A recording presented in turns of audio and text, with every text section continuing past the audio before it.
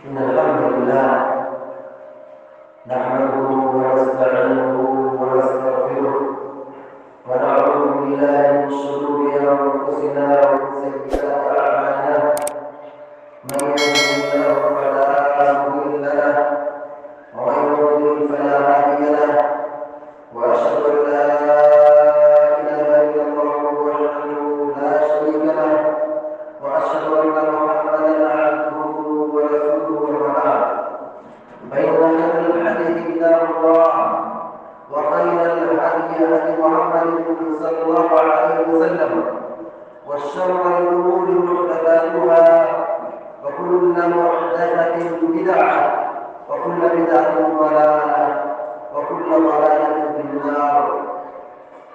قال جل وعلا: أعوذ بالله من الشيطان الرجيم. إنما الخمر والميسر والأنصاب والأزلام رجس من عمل الشيطان فاجتنبوه لعلكم تفلحون. وقال النبي صلى الله عليه وسلم: ولا يشرب الخمر حين يشربها وهو مؤمن. متفق علیہ. حاضرین جمعہ، اللہ رب العالمین کی بے حد تعریف اور اس کی بڑائی ہے جو زمین و آسمان کا خالق ہے، اور اللہ رب العالمین کا ہم پر، آپ پر اور سارے لوگوں پر بہت بڑا انعام اور احسان یہ ہے کہ اس نے ہم کو انسان بنایا ہے، اور اس کے بعد ہم کو اسلام کی نعمت سے سرفراز کیا ہے. بہت بڑی دولت ہے. درود و سلام ہو تمام انبیاء اکرام پر، بالخصوص ہمارے اور آپ کے آخری نبی جناب محمد الرسول اللہ صلی اللہ علیہ وسلم پر. اللہم صلی علی محمد وعلی آل محمد کما صلیت علی ابراہیم وعلی آل ابراہیم انک حمید مجید. اللہم بارک علی محمد وعلی آل محمد کما بارکت علی ابراہیم وعلی آل ابراہیم انک حمید مجید. حاضرین جمعہ، ہر سماج اور معاشرے میں ایک بیماری اور ایک برائی بڑی تیزی سے پھیل رہی ہے. وہ برائی ہے نشہ کی. یہ جو نئی نسل ہے، جو ہمارے سماج اور معاشرے کے نوجوان ہیں، خاص طور سے ان کے اندر یہ لت اور یہ برائی بہت زیادہ پائی جا رہی ہے. ان کے جیب میں 4 پیسہ ہے، بھائی بہن ماں باپ ان کو دیتے ہیں، تو اس پیسے کو وہ نشہ کے طور پر استعمال کرتے ہیں، چاہے گل کی شکل میں ہو، سگریٹ کی شکل میں ہو، بیڑی کی شکل میں ہو، پکار کی شکل میں ہو، تمباکو کی شکل میں ہو، یا اس سے ہم بڑھ کر کے بات کریں تو گانجا اور شراب کی شکل میں ہو. اسلام نے ان تمام نشہ آور چیزوں کو حرام قرار دیا ہے. یہ بات دلیل کی روشنی میں اور مسجد میں رہ کر ممبر رسول پر کھڑے ہو کر کے یہ بات بتائی جا رہی ہے. ایسی کوئی ڈھکی چھپی بات نہیں ہے. یہ چیز مکروہ ہے، کھا لیا جائے تو غلط ہے، نہ کھایا جائے بہتر ہے، کھا لے تو کوئی گناہ نہیں ہے، جیسا کہ لوگ بتاتے رہتے ہیں. حق یہ ہے، سچائی یہ ہے کہ نشہ آور جتنی بھی چیزیں ہیں، چاہے اس کی مقدار تھوڑی ہو، چاہے وہ معمولی چیز ہو، چاہے وہ بڑی چیز ہو، چاہے وہ شراب ہو، چاہے وہ تمباکو ہو، چاہے وہ گل ہو، چاہے وہ کھینی ہو، اس ڈپارٹمنٹ کی ساری چیزیں، چاہے چھوٹی چیزیں ہوں یا بڑی چیزیں ہوں، وہ سب کے سب اسلام میں حرام اور ناجائز ہے. اور اس حرام اور ناجائز کی بات تو ہم چھوڑ دیں. یہ تو اسلام کی روشنی میں، احادیث میں اس کی صراحت کی گئی ہے کہ نشہ آور تمام چیزیں حرام ہیں. جب تمام چیزیں حرام ہیں، یہ تو ہم سمجھ سکتے ہیں کہ حرام ہے، اس میں نقصان پایا جائے گا. اس کے نقصانات کو ہم دیکھیں کہ نشہ آور چیزوں کے پیچھے ایک آدمی کتنا برباد ہوتا ہے. اس کا دین برباد ہوتا ہے، اس کا ایمان برباد ہوتا ہے، اس کا وقت برباد ہوتا ہے، اس کا مال برباد ہوتا ہے، اس کا اخلاق برباد ہوتا ہے، اس کی دنیا تباہ ہوتی ہے، اس کی آخرت تباہ ہوتی ہے. یہی تمباکو اور سگریٹ اور بیڑی اور شراب اور کھینی اور چرس اور گانجا جتنی بھی نشہ آور چیزیں ہیں آپ ان نقصانوں کی گنتے جائیے، بے حد نقصان ہے۔ سب سے پہلی بات تو یہ کہ نشہ آور تمام چیزیں یہ سب شیطانی عمل ہے۔ اسلام نے، قرآن نے شراب کو اور نشہ آور چیزوں کو شیطانی عمل قرار دیا ہے، اور ایک مسلمان کو، ایک انسان کو اس بات کو اپنے ذہن و دماغ میں بٹھا لینا چاہیے کہ وہ کام جو شیطان کا ہے اس میں کوئی فائدہ نہیں مل سکتا ہے، اس میں کوئی بھلائی نہیں مل سکتی ہے، اس میں کوئی خیر نہیں ہے۔ شیطان ہم کو شر کی طرف لے جاتا ہے، شیطان ہم کو معصیت کی طرف لے جاتا ہے، شیطان ہم کو جہنم کی آگ کی طرف لے جاتا ہے۔ اللہ رب العالمین کہتا ہے انما الخمر والمیسر والانصاب والازلام رجس من عمل الشیطان فاجتنبوه لعلکم تفلحون۔ اے مسلمانوں، اے لوگوں جو لوگ ایمان لائے ہو، دیکھو شراب ہو یا جوا ہو یا آستانے پہ یا جو فال نکالا جاتا ہے، جو قسمت آزمایا جاتا ہے، یہ ساری چیزیں، 4 چیزوں کا ذکر کیا گیا، شراب، جوا، آستانے اور فال نکالنا، یہ سب چیزوں کے بارے میں اسلام کیا کہتا ہے؟ رجسن، گندی چیز ہے، خراب چیز ہے، بیکار چیز ہے، رجسم من عمل الشیطان، شیطانی عمل ہے، فاجتنبوہ لعلکم تفلحون۔ مسلمانوں اس سے بچو، مسلمانوں اس سے بچو، نشہ آور چیزوں سے بچو، شراب سے بچو، تاکہ تم کامیاب ہو جاؤ۔ کامیاب وہی ہوگا جو شراب چھوڑے گا، نشہ چھوڑے گا، نشہ آور تمام چیزوں کو چھوڑے گا۔ جو اس کی لت میں پھنس گیا وہ کامیاب نہیں ہو سکتا۔ سب سے پہلا نقصان ہے، سب سے پہلا نقصان یہ ہے کہ آدمی نہ دنیا میں کامیاب ہوگا نہ آخرت میں کامیاب ہوگا۔ اسلام نے، قرآن نے سختی سے یہ منع کیا ہے، لا تقربوا الصلاۃ وانتم سکارا، نشے کی حالت میں نماز پڑھنے کے لیے مت آؤ۔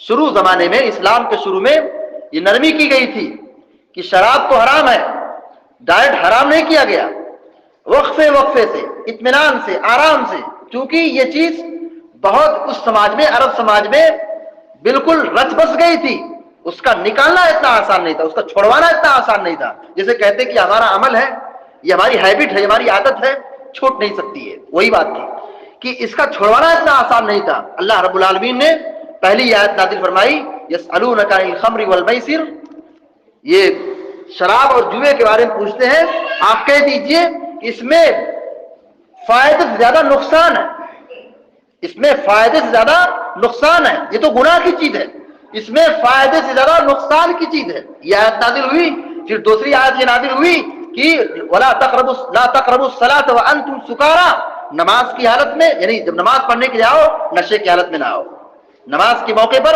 نماز کی حالت میں، نماز کے وقت مسجد میں آئے تو جو نماز کا جو شیڈول اور وقت ہے اس میں نشہ نہ کرو۔ یہ دوسری آیت نازل ہوئی۔ تیسری آیت نازل ہوئی یہ جو ابھی پڑھی گئی انما الخمر والمیسر والانصاب رجس من عمل الشیطان فاجتنبوه لعلکم تفلحون۔ اس آیت کریمہ کے نزول کے بعد شراب قیامت کے دن تک حرام کر دی گئی، شراب حرام ہے۔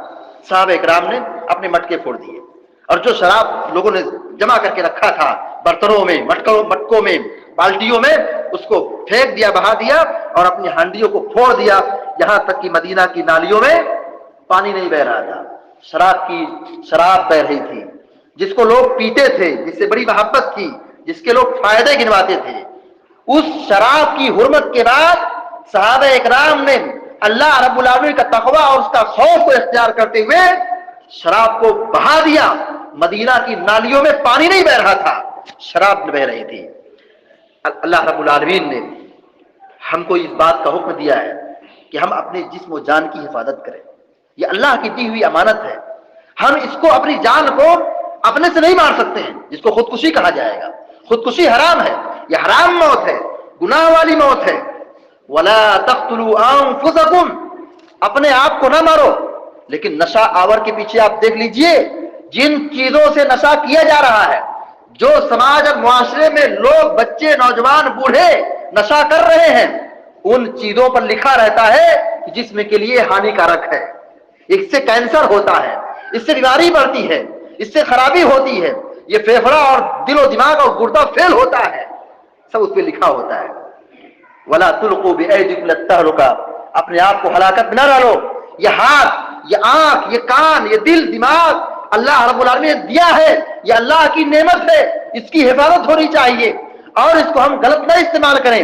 ایسی چیزوں کو نہ کھائیں کہ جس سے ہمارے جسم کے پارٹ، ہمارے جسم کے حصے، یہ دل، دماغ، گردے فیل ہو جائیں، آنکھ کی نگاہ کمزور ہو جائے، یا پھر ہاضمہ خراب ہو جائے، یا پھر سننے کی جو سماعت ہے، قوت سماعت کمزور ہو جائے، یا پھر آدمی کے جسم کے اندر جو طاقت ہونی چاہیے، جو قوت ہونی چاہیے، ان نشہ کے چکر میں آدمی کی طاقت ختم ہو جائے۔ اور آپ دیکھیے اس شراب کے نشے میں، شراب کی وجہ سے اور اس نشہ کرنے کی وجہ سے آدمی کہاں تک پہنچ جاتا ہے کہ ایک لمحہ ایسا آتا ہے کہ وہ اتنا کمزور ہو جاتا ہے کہ کمزوری کی وجہ سے اس کو طاقت کی دوا لینی پڑتی ہے، طاقت کا علاج کرانا پڑتا ہے، حتیٰ کہ ایک اسٹیپ پر آدمی یہاں تک پہنچ جاتا ہے کہ آدمی نامرد ہو جاتا ہے، آدمی کو کیا ہے علاج کی ضرورت پڑ جاتی ہے، شادی کے لائق نہیں ہوتا ہے۔ یہ شراب کی نشہ آور کے نقصانات میں سے ہیں۔ اللہ کے نبی علیہ السلام نے شراب کے متعلق یا نشہ آور چیزوں کے متعلق بڑی صراحت کے ساتھ باتیں بیان فرماتی ہے۔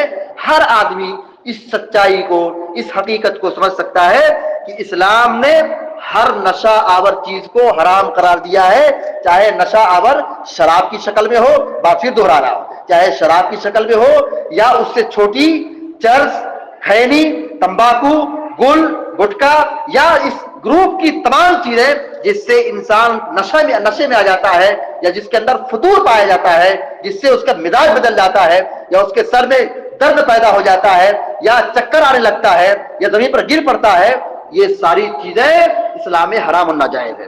نبی کریم صلی اللہ علیہ وسلم فرماتے ہیں، صحیح مسلم شریف کی روایت ہے، کل مسکر خمر، کل مسکر خمر، ہر نشہ آور چیز شراب ہے، ہر نشہ آور چیز شراب ہے، وکل مسکر حرام، جس سے نشہ آ جائے وہ چیز حرام ہے، جس سے نشہ آ جائے وہ حرام ہے۔ یہ قاعدہ کلیہ بن گیا، اسلام کا ایک قاعدہ کلیہ بن گیا، ایک اصول بن گیا، ہر وہ چیز جس سے نشہ پیدا ہو جائے وہ حرام ہے۔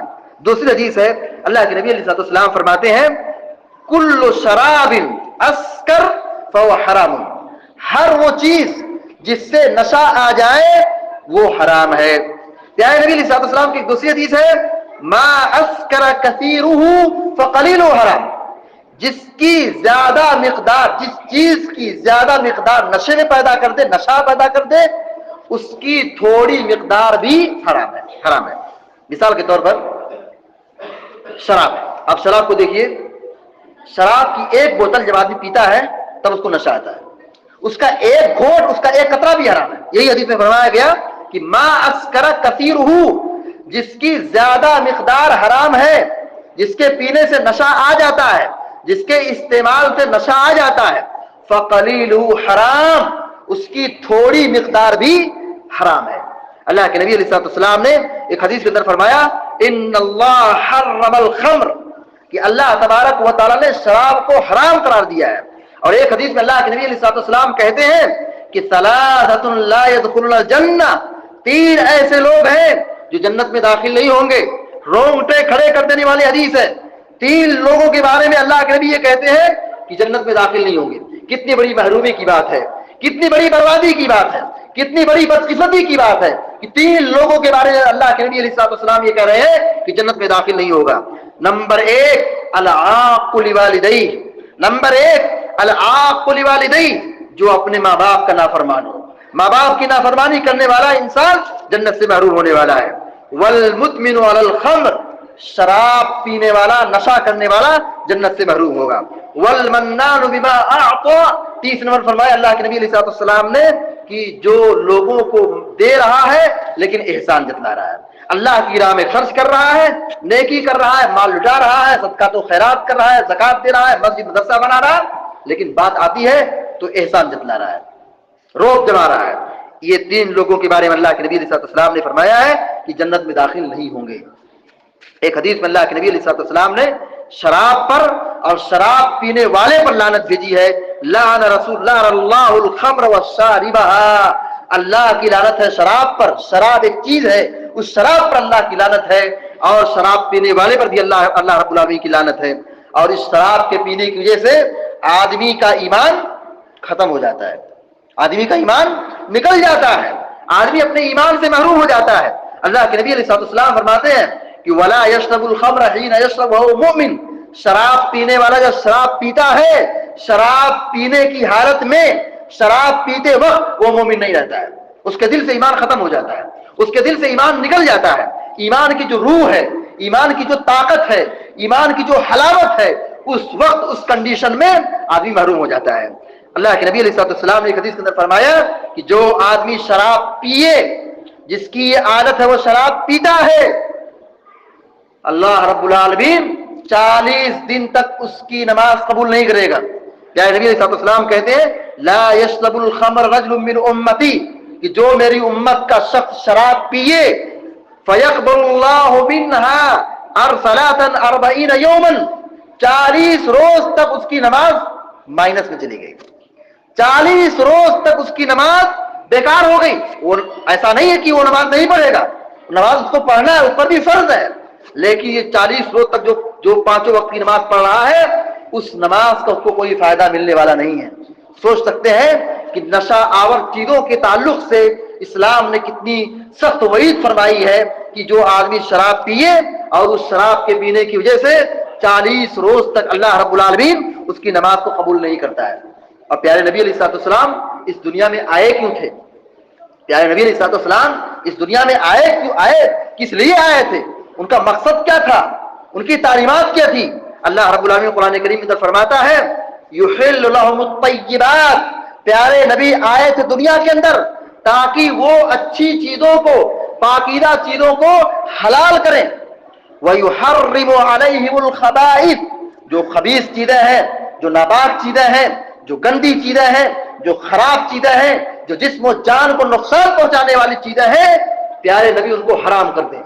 تو نبی کریم صلی اللہ علیہ وسلم کے آنے کا مقصد بتایا اللہ رب العالمین نے کہ دنیا میں وہ آئے ہی اسی لیے تھے تاکہ وہ اچھی اور پاکیزہ چیزوں کو حلال کریں اور حرام اور گندی اور ناپاک چیزوں کو، خبیث اور گندی چیزوں کو حرام کر دیں۔ شراب کے پینے کی وجہ سے یا نشہ کرنے کی وجہ سے کیا نقصانات ہیں؟ نمبر 1، جسم کا نقصان۔ جب آدمی نشہ کرتا ہے منہ سے بدبو نکلتی ہے، گندی بدبو نکلتی ہے، بدبو گندی چیزوں کو کہا جاتا ہے۔ ایک آدمی جو اپنے دانت کی صفائی کرتا ہے اور ایک وہ شخص جو نشہ کرتا ہے، چاہے بیڑی کی شکل میں ہو، پان کی شکل میں ہو، گٹکا کی شکل میں ہو، اس ڈپارٹمنٹ کی تمام چیزیں جس کی وجہ سے آدمی کا دانت خراب ہوتا ہے۔ لوگ کہتے ہیں کہ پان کھانے سے دانت مضبوط ہوتا ہے، ایسے لوگ بیوقوف لوگ ہیں، ایسے لوگ احمق لوگ ہیں جو حکیموں اور ڈاکٹر لوگ جو فلسفہ نہ بیان کر سکے، یہ ایسے لوگ فلسفہ بانٹتے رہتے ہیں۔ تو اس نشہ آور چیزوں کی وجہ سے آدمی کا جسم خراب ہوتا ہے۔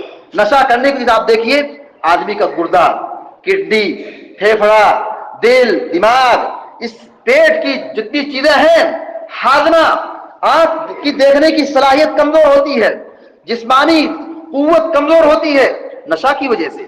ایک پہلا نقصان ہے۔ دوسرا نقصان یہ ہے کہ اس نشہ کے پیچھے بہت زیادہ مال برباد ہوتا ہے۔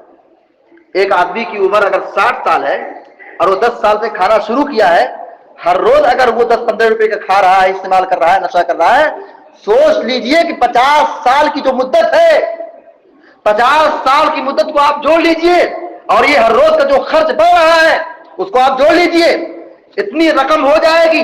اور آج دیکھ لیجئے کہ بادام سستا ہے، کاجو سستا ہے اور یہ طاقتور چیزیں سستی ہیں، لیکن آپ کسیلی کا دام جوڑ لیجئے، سرتی کا دام جوڑ لیجئے، شراب کی جو بوتل ہے اس کا ریٹ نکال لیجئے اور جو طاقتور چیزیں اس کو جوڑ لیجئے۔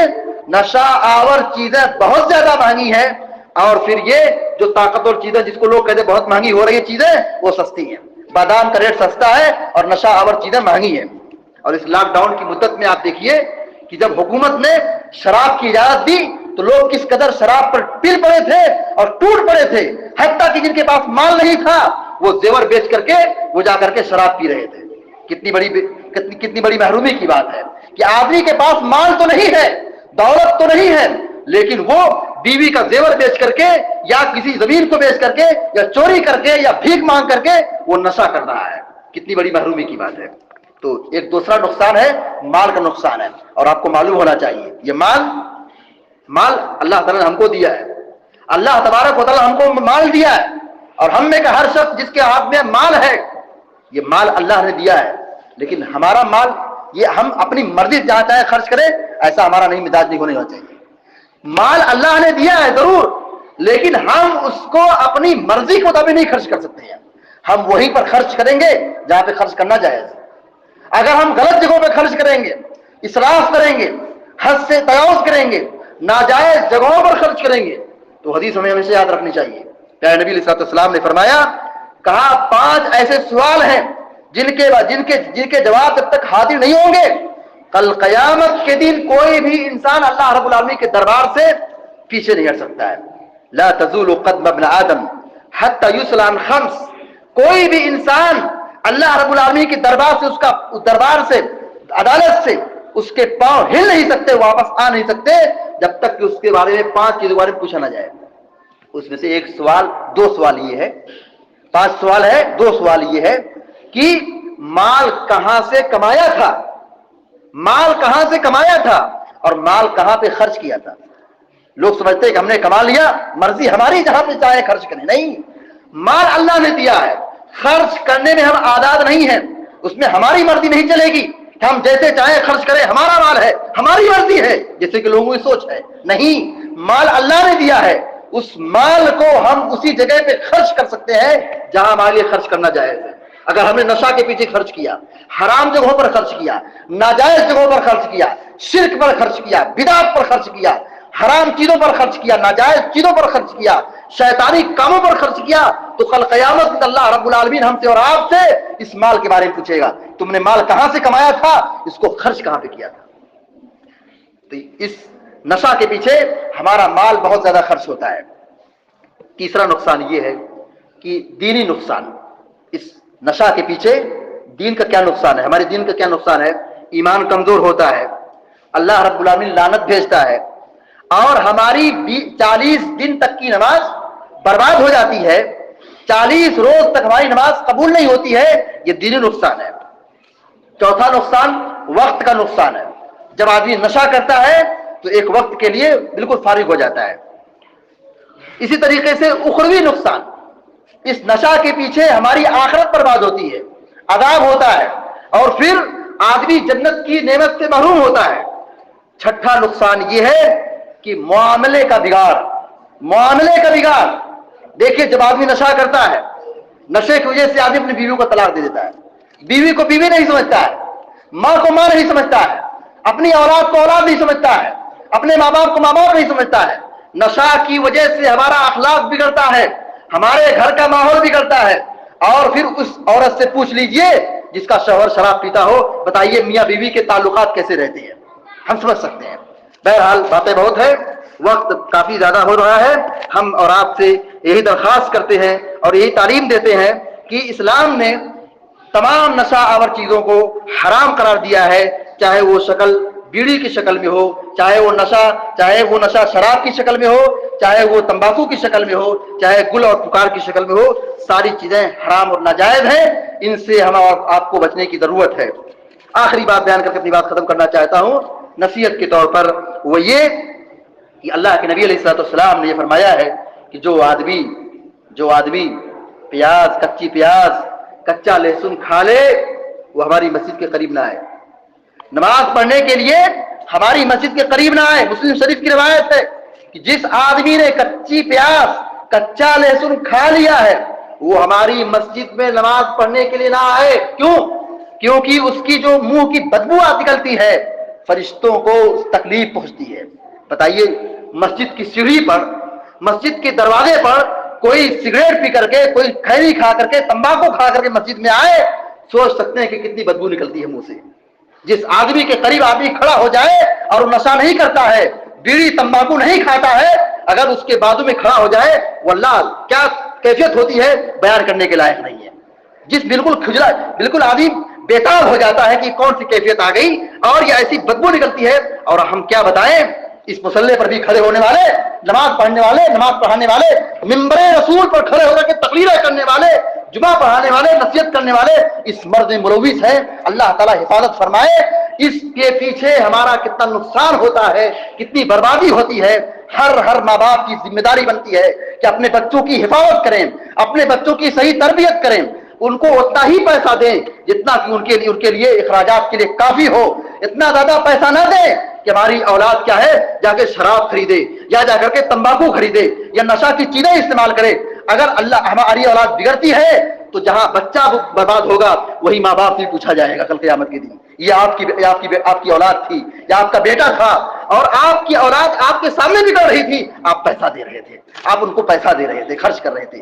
اللہ رب العالمین سے دعا کرتے کہ اللہ تبارک و تعالیٰ ہم سب کو، آپ سب کو، سارے مسلمانوں کو اس قبیح اور خبیث چیزوں سے محفوظ رکھے، اور ہم میں جو بیمار اللہ تعالیٰ ان کو شفائے کاملہ عطا فرمائے، اور ہم سب کو حلال کمانے اور حلال جگہوں پر خرچ کرنے کی توفیق عطا فرمائے۔ ہم سب کو شرک کے فتنے سے اور نشہ کے فتنے سے محفوظ رکھے، عذاب قبر سے بچائے، دجال کے فتنے سے بچائے، اور ہم سب کو جنت الفردوس میں مقام عطا فرمائے۔ آمین یا رب العالمین۔ اقول قولی ھذا واستغفر الله لي ولكم ولسائر المسلمين فاستغفروه انه هو الغفور الرحيم، وصلى الله على نبينا محمد وعلى اله وصحبه اجمعين۔